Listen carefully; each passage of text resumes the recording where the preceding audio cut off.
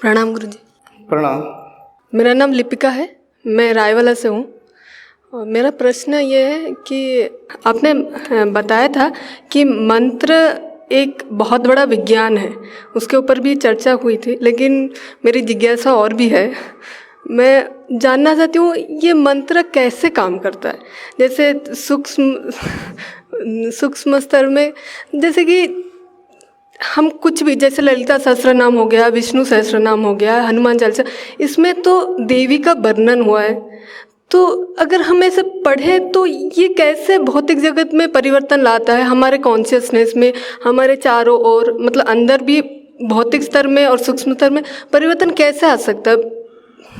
एक वो जिज्ञासा मेरे अंदर कभी कभी मन प्रमाण मांगता है कि अगर हम कर्म ना करें और ऐसे ही मंत्र पढ़ते रहे, क्या ये काम करता है। अगर नहीं भी करता है तो फिर जगह जगह विश्व शांति यज्ञ होता है, तो मैं सोचती हूँ कि लोग विश्व शांति के लिए कुछ करते क्यों नहीं है। यज्ञ ये सच में काम करता है, ये क्या है। आप ही कहती हैं, यानी प्रश्न में, मंत्र एक स्वयं अपने आप में विज्ञान है, जैसा कि आज या कल में बताया, यही सत्य है। कैसे काम करता है, हाँ, हर बात चलो बता ही देते हैं, लेकिन कुछ रुक रुक के, सोच सोच के। एक इसमें दो प्रकार की बातें आती हैं, जैसा कि आपने कैसे काम करता है। एक अभ्यासी जब स्वयं उसका उच्चारण करता है या बोलता है। दो, कोई मार्गदर्शक या गुरु उस मंत्र का प्रयोग करके दूसरे की सहायता, यानी साधकों को सहायता पहुंचाता है। हमारा यहाँ पर पूछने का मतलब, आप यानी प्रश्न का उत्तर प्रश्न से, कि आप क्या जानना चाहते हैं, ताकि वैसा ही मैं सोच के बोलूँ। फिर दोबारा एक, क्योंकि आपने कहा मंत्र कैसे कार्य करता है। एक अभ्यासी स्वयं मंत्र का अभ्यास कर रहा है, मंत्र बोल रहा है, आंतरिक, उससे आंतरिक विकास भी होता है। एक ये। दूसरा, जो मार्गदर्शक या गुरु पद पर होता है, मंत्र बल पर भी कार्य करवा देता है। ठीक, तो दो तरह के, एक ही में दो तरह के भाग हो गए। आप क्या जानना चाहते हैं, स्पष्ट करें ताकि मैं वैसा ही उत्तर दूं, देने का प्रयास करूं। हाँ, मार्गदर्शक तो वो होगा ही, उनको सिद्धि है मंत्र। तो जैसे मैं बीज मंत्र की बात नहीं कर रही हूँ। बीज मंत्र हमारा विषय भी नहीं है। जैसे कोई जैसे श्लोक हो गए, ये रुद्रम चैंटिंग होता है, कहीं कहीं रुद्राभिषेकम होता है, कहीं कहीं ललिता सहस्त्रनाम, देवी पूजन होता है। ये सारे हमारे मतलब भौतिक विकास भी करता है और एनवायरनमेंट भी चेंज करता है और आंतरिक विकास भी होता है। तो ये कैसे होता है, मतलब एक शब्द ही ऐसे कैसे परिवर्तन कर सकते हैं। अगर हम अपना काम ना करें और ये मंत्र ही काम करे, मतलब क्या हम काम ना करें, मतलब वो नहीं बोल रही हूँ। जैसे कि कोई काम अटक जाता है, लोग संकल्प लेके फिर वो काम करवाते हैं, मतलब पूजा करवाते हैं ताकि वो काम हो जाए।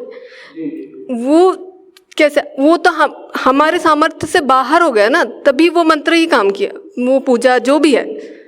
तो ये कैसे हो रहा है। अगर गौर करें, शुरुआत में जब मंत्र बोलने के लिए मैंने कहा था, तो मैंने ये भी बताया था, किसी साधक ने कहा कि मंत्र हम धीमा बोलें, तेज बोलें, जब घर जाएंगे किस तरह का, यानी किस तरह की ध्वनि निकालें, क्योंकि मन के अंदर भी मंत्र जाप किया जाता है। और यहाँ पर मैं कह देता हूँ कि और तेज लयबद्ध तरीके से। तो मैंने बताया था कि जब जैसा लक्ष्य होता है वैसे ही उसी प्रकार से हम उसका उच्चारण करते हैं या उसको बोलते हैं। ठीक है। आपने कुछ मंत्रों की बात पूछी। मंत्र कोई भी हो, काम इस प्रकार करता मैंने बताया भी था, जब लयबद्ध तरीका यानी जिसका उच्चारण जैसा, जिस मंत्र का उच्चारण जैसा होना चाहिए, हमारा मतलब कुछ मंत्रों में भिन्नताएं होती हैं, भिन्न प्रकार के फल मिलते हैं उनके जाप करने से। देखो भिन्नताएं होती हैं, हर एक तो नहीं, कुछ मंत्रों में होता है, मैं वो भी बता दूंगा। और किस प्रकार के काम करते हैं या कैसे काम करते हैं। मैंने बताया जब हम बोलते हैं लयबद्ध तरीके से, तो जो बोलते हैं, इस समय हम बोल रहे हैं तो आवाज़ यानी जो फ्रिक्वेंसी या लहर बनी, यानी सूक्ष्म रूप से वायुमंडल में यानी अंतरिक्ष में, स्पेस में, यानी क्या कहना चाहिए, आकाश में फ्रिक्वेंसी ऐसी चलती है ना, हाँ, बनी किसी, चाहे छोटी चाहे बड़ी लहर। जैसे किसी तालाब के मध्य में पत्थर डाल देते हैं तो लहरें उठती हैं। ठीक इसी तरह से जब बोला जाता है, ध्वनि निकलती है या निकाली जाती है, तो स्पेस में लहरें भागती इधर उधर चारों तरफ। जो ध्वनि यानी बोली जाती है उसकी फ्रिक्वेंसी वैसी भी, लेंथ, छोटी बड़ी, गति, क्या कहना चाहिए, तेज गति, धीमी गति जो चलती है तो उसकी लेंथ सारी अलग अलग हो जाती है।